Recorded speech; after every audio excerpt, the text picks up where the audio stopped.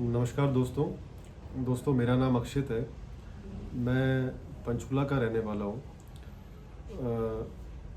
मैंने अपनी ग्रेजुएशन और अपनी पोस्ट ग्रेजुएशन यहीं के गवर्नमेंट कॉलेज सेक्टर 1 से की है। दोस्तों मेरा जो कॉलेज है वो कुरुक्षेत्र यूनिवर्सिटी में आता है।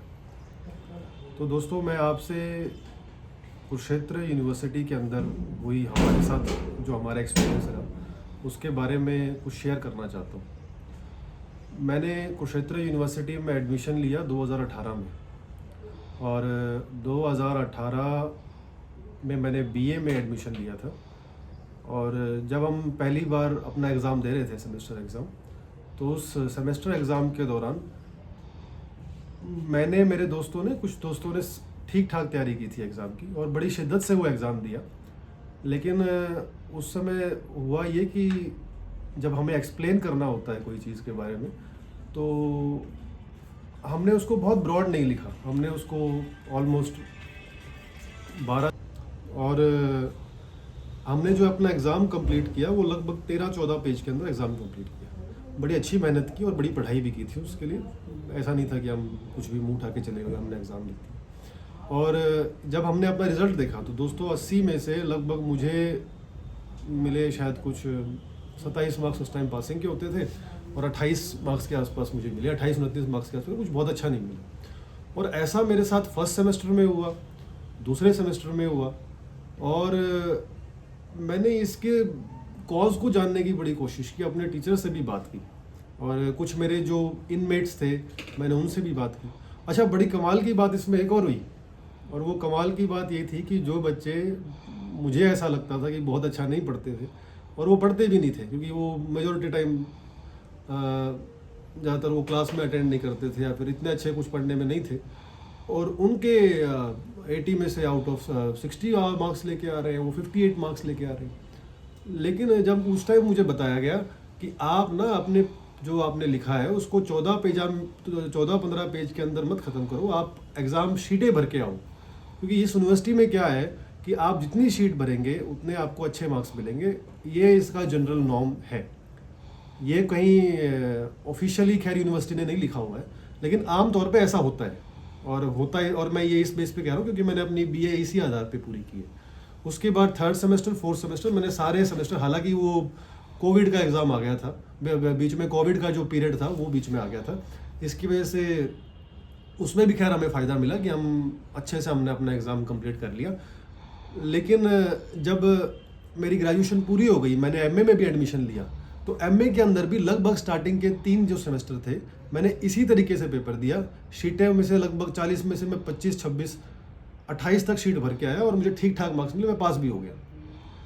लेकिन एक घटना घटी, पिछले साल घटी। मैंने अपनी जो एमए है वो 2021 से 2023 तक की थी, और उसके अंदर 3 सेमेस्टर के जो मेरे रिज़ल्ट था वो बहुत शानदार रहा, बहुत अच्छे मार्क्स आए, मैं सब में पास हुआ, मैं किसी में फेल नहीं हुआ। लेकिन चौथे सेमेस्टर के अंदर 5 सब्जेक्ट थे हमारे, 5 में से 4 सब्जेक्ट के अंदर मैं पास ठीक ठाक हुआ, लेकिन एक सब्जेक्ट के अंदर मेरी सप्ली आई, और हमने इस बात पर ज़्यादा गौर भी नहीं किया कि ये सोचा होगा कि भाई हमारी खुद की गलती है, इस वजह से शायद हो सकता है कि वो री आ गई है। लेकिन मैंने री का दोबारा एग्ज़ाम दिया और दोबारा मेरी री आई। अच्छा, और मैंने तीसरी बार दिया, और कमाल की बात है दोस्तों, तीसरी बार भी मेरी री आई। और इस बीच के दौरान आपको बड़ा सुन के अचंभा होगा कि इस तीसरी बार, तो ये बड़ी अचंभे वाली बात है कि जब मैंने तीसरी बार री का पेपर दिया तो उस टाइम तक मेरा नेट भी क्वालिफाई हो गया था। अभी ये बात आपको सुनने में बड़ी शॉकिंग तो लगेगी, क्योंकि देखो नेट का जो एग्ज़ाम है उसमें तो आपको डिटेल स्टडी चाहिए, यानी ये जनरल आप नॉर्म मान सकते हो कि जिस बंदे ने नेट क्वालिफाई किया है तो वो, चलो मान लो, मैं ये नहीं कह रहा कि बहुत ही दिग्गज होगा वो, लेकिन वो अपना एमए एग्ज़ाम तो जनरली पास कर ही सकता है, क्योंकि बच्चे अपना एमए एग्ज़ाम क्लियर करने के बाद भी नेट की तैयारी करते हैं, और तब जाके उनका नेट क्वालिफाई होता है। तो अगर मैंने नेट क्वालिफाई किया है तो एटलीस्ट मैं कॉलेज का पेपर तो पास कर सकता हूँ। लेकिन नहीं, मैं तीसरी बार भी मैंने वो दिया, और आप बड़ा आपको कमाल लगेगा, मैं तीसरी बार भी उस एक सब्जेक्ट में फेल हुआ। और जब मैंने फेल की वो पीडीएफ निकाला, तो पीडीएफ के अंदर मैंने देखा, जब मेरी फर्स्ट बार री आई ना दोस्तों, तब मेरी क्लास में 60 बच्चे थे, और 60 में से 40 से ऊपर बच्चे फेल थे उस एक सब्जेक्ट में। और लास्ट तक आते आते जब हम लोग तीनों बार रीक अटेम्प्ट दे चुके थे, तो उसमें से बेयरली 3-4 शायद बच्चे पास हो गए थे। वो 40 के 40 बच्चे का शायद 35 हो गए होंगे अब तक। तो 35 बच्चे लास्ट के 3 अटेम्प्ट जो बच्चे री का एग्जाम दे चुके वो फेल थे। और जब हमने इस चीज़ को थोड़ा सा और गहराई से जब इसको हमने इन्वेस्टिगेट तो खैर क्या किया, जब हमने थोड़ा जांच पड़ताल की इसके बारे में, तो पता पड़ा कि लगभग 6 साल से बिल्कुल ऐसा ही हो रहा है। जो हमारे सीनियर हैं, जो हमारे सीनियर के भी सीनियर हैं, उन्होंने सेम प्रॉब्लम फेस की, और जो कि हमारे सीनियर हैं वो बेचारे अपने लास्ट चांस में भी वो फेल हो चुके हैं। यानी अब अगर उन्हें कोई अटैम्प्ट देना है तो उसके लिए उन्हें 30,000 रुपये उनको भरने पड़ेंगे। मुझे दोस्तों ये बिल्कुल भी बहुत यूजुअल नहीं लग रहा है। ये बहुत ही ये पता नहीं कैसे हो सकता है जब नेट क्वालिफाइड स्टूडेंट जो है वो आपके कॉलेज एग्ज़ाम में इतना फेल होता है। इस मुद्दे को लेके हम लोग यूनिवर्सिटी भी गए, और यूनिवर्सिटी जब गए तो कंट्रोलर साहब से हमारी मुलाकात हुई थी, जो एग्ज़ाम कंट्रोलर होते हैं। और जब एग्ज़ाम कंट्रोलर से हमने बात की तो उन्होंने बताया कि उन्होंने हालांकि शुरू में तो बहुत हमें कोई तवज्जो नहीं दी, क्योंकि हम लोग 20-25 बच्चे इकट्ठे होकर फिर गए थे, पंचकुला से गए थे हम कुशित। और उसके बाद में उन्होंने कहा कि यूनिवर्सिटी इसके अंदर कुछ नहीं कर सकती, और यूनिवर्सिटी का कोई इसमें रूल नहीं है, आप रिवैल्यूएशन का फॉर्म भर दो और आप पास हो जाओगे। लेकिन हमने सारे चीज़ें अपनाई और कुछ बच्चे खैर रिवैल्यूएशन में पास हुए भी। लेकिन दोस्तों यहाँ पे जो मेन इशू है, वो मेन इशू ये है कि आप किस तरीके से पेपर लिख के आए कि आप पास हो जाए। अगर आप उसको एक्सटेंडेड फॉर्म में लिखते हैं तो तब भी कोई गारंटी नहीं कि आप पास हो जाएंगे। मैं आपको ये बिल्कुल अपने एक्सपीरियंस से मैं बता रहा हूँ। अच्छा, इसके दौरान मैं नेट पे बड़ा देख रहा था कि भाई यूनिवर्सिटी में ऐसा कोई केस है कि नहीं है, बच्चे फेल होते नहीं होते। तो मुझे नेट पे बहुत सारी वीडियोस देखने के बाद ये पता चला कि यूनिवर्सिटी अपने रिज़ल्ट को लेकर बहुत बदनाम है। यूनिवर्सिटी में मेजॉरिटी बच्चों की ये राय है कि यूनिवर्सिटी आसानी से पास नहीं करती। अच्छा, जब मैं इसकी और पड़ताल कर रहा था तो उसी दौरान मैंने कुछ 1-2 वीडियोस देखी, और उस वीडियोस में वो बच्चे यूनिवर्सिटी के ही थे। तो उसमें उस बच्चे ने क्या किया था कि एक बच्चा कोई यूनिवर्सिटी का था, कोई सीनियर लड़का था वो। तो सीनियर लड़का ऐसे कहता कि वो ज्ञान दे रहा था। वो ज्ञान किस बात का दे रहा था कि आपको देखो कि कुरुक्षेत्र यूनिवर्सिटी का तो बहुत स्टैंडर्ड है, बहुत लेवल का स्टैंडर्ड है। इसके मतलब इसमें आपको एक पर्टिकुलर स्टैंडर्ड में लिखना पड़ता है, वरना उसकी वजह आप पास नहीं होगे। बच्चे सोचते हैं कि पेज भर के आ जाते हैं, हम लोग पास हो जाएंगे, लेकिन नहीं, आपको स्टैंडर्ड करना पड़ता है। दोस्तों, मैं आपको एक बात बताता हूँ। मेरे 4 सेमेस्टर थे। तीसरे सेमेस्टर के अंदर शायद एक पेपर था, political I think public administration, ऐसे कुछ पेपर था। मुझे बहुत खास उस पेपर में नहीं आता था, मैं अपना लिख के आया। मुझे लगता था कि मैं शायद बेयरली उसमें पास होऊंगा, लेकिन सबसे ज़्यादा मार्क्स मेरे उसी सब्जेक्ट में आए थे। तो आप ये सोचिए कि क्या स्टैंडर्ड है। कुछ भी स्टैंडर्ड नहीं है, कुछ भी स्टैंडर्ड नहीं है। मेरी क्लास के कुछ ऐसे बच्चे, पॉलिटिकल साइंस से मैं पढ़ता हूँ, आप उनसे प्रधानमंत्री, आप उनसे राष्ट्रपति के बीच में अंतर पूछेंगे तो उनको नहीं मालूम होगा। ये मैं आपको लिख के देता हूँ। लेकिन फिर भी वो बच्चे बहुत अच्छे मार्क्स से पास हुए।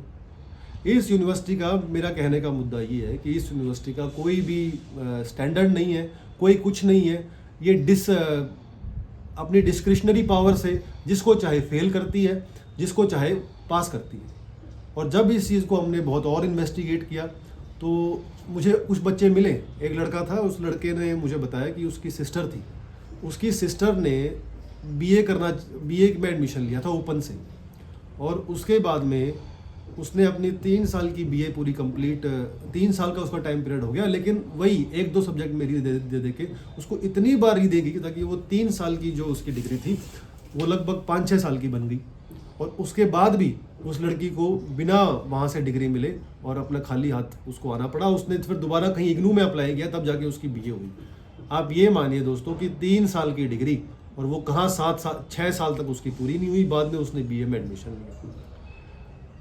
मुझे इस बीच के दौरान हमने सरकार से भी बहुत विनती की, और जो एजुकेशन सेक्रेटरी होते हैं, एजुकेशन डिपार्टमेंट के जो हेड होते हैं, उनसे भी बात की। उन्होंने हमारी बहुत हेल्प भी की।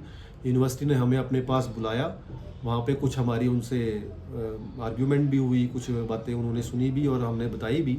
लेकिन लेकिन उस बातचीत के दौरान वो बार बार हमें ये पॉइंट आउट कर रहे थे कि आपने ऐसे लिखा है, आपने ऐसे लिखा है, ये it should be like this, इसको ऐसा होना चाहिए, आपको ऐसा नहीं लिखना चाहिए था। लेकिन मैं उनसे बार बार यही सवाल पूछता था कि सर, क्या मैंने एक ही एग्जाम में सब कुछ खराब लिखा है? अगर मैंने इतना अच्छा नहीं लिखा है तो मैंने सारे जो अपने एग्जाम है वो इसी तरीके से दिए, तो मैं सब में फेल होना चाहिए था, सिर्फ एक ही एग्जाम में क्यों? और ये बात को मैंने अपने बात रखी। और दोस्तों, सबसे बड़ी जो हमारे साथ में इस पूरी जो हमने अपनी बातें रखी थी उसमें सबसे बड़ी दिक्कत ये है कि क्या बोलते हैं कि मुझे बाद में इन्फ्लुएंसेस भी आए थे कि कुछ लोगों ने मुझे बताया था कि ये जो है केस है ये आपके साथ में ही नहीं है, अलग अलग जगह कॉलेजेस में, अलग अलग कई कॉलेजेस में बच्चे यूनिवर्सिटी के इस बिहेवियर से बहुत परेशान है। तो मेरा बस इस वीडियो को बनाने का एक ही मकसद है कि अगर कोई भी बच्चा हो, चाहे वो किसी भी कॉलेज का हो, कुरुक्षेत्र यूनिवर्सिटी के अंडर आता हो, अगर वो चाहता है कि हम कलेक्टिव एफर्ट कुछ करें सब बच्चे मिलके, और जो ये सिस्टम है इसको किसी तरीके से अपनी बात को रखें, क्योंकि दोस्तों मैं अकेला जाके वहाँ बात करूँगा और आप अकेले जाके बात करोगे तो यूनिवर्सिटी तो आपको पता ही, अगर आप कभी यूनिवर्सिटी गए होंगे तो बहुत ज़्यादा आपको तवज्जो नहीं देती है। तो इसीलिए अगर हम कलेक्टिव कोई एफर्ट रखें तो मुझे लगता है कि इस चीज़ में थोड़ा यूनिवर्सिटी जो है वो इसको गौर से देखेगी और कुछ बदलाव करने की कोशिश करेगी। मेरी वीडियो बनाने का सिर्फ यही मकसद है। इस वीडियो के एंड में दोस्तों नीचे मैं इस वीडियो को शायद यूट्यूब पे डालूंगा या फिर मैं व्हाट्सअप फॉरवर्ड के ज़रिए अपने दोस्तों तक पहुंचाऊंगा। जैसे भी आप तक ये वीडियो आती है उसके नीचे यूट्यूब का लिंक साथ में मैं कोशिश करूँ, लिंक साथ में मैं ऐड कर दूंगा। और उस लिंक जब आप इस वीडियो को यूट्यूब पर देखेंगे तो उसके डिस्क्रिप्शन में आपको व्हाट्सएप ग्रुप का एक लिंक मिल जाएगा।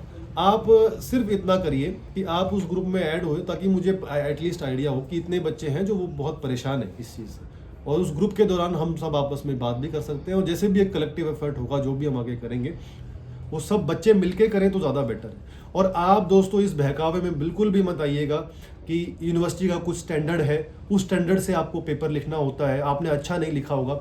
ये बात आपको यूट्यूब पर बोलने वाले बहुत मिलेंगे, बहुत ज़्यादा संख्या में ऐसे बच्चे ऐसे मिलेंगे, और वो आपको एट द वेरी रूट पे, अगर आप कुछ चाहोगे कि आपको सोचते भी हो कि जी मैंने तो अच्छा लिखा था, वो आपको वहीं डिमोटिवेट कर देंगे। आप जो लिख के आते हो, ऐसा कभी नहीं हो सकता कि आप एक ही पेपर में खराब लिख के आओ।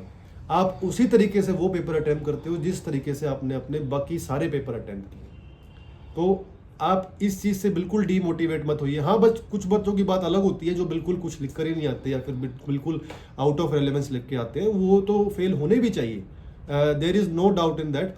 लेकिन जो बच्चे ने मेहनत की है, पढ़ाई करी है, और उसके साथ में भी उसके बाद बहुत लंबे टाइम तक ऐसा अरसा हो रहा है, तो मैं यही चाहता हूँ आप लोगों से कि आप लोग जुड़े और आप उस व्हाट्सएप ग्रुप में आए।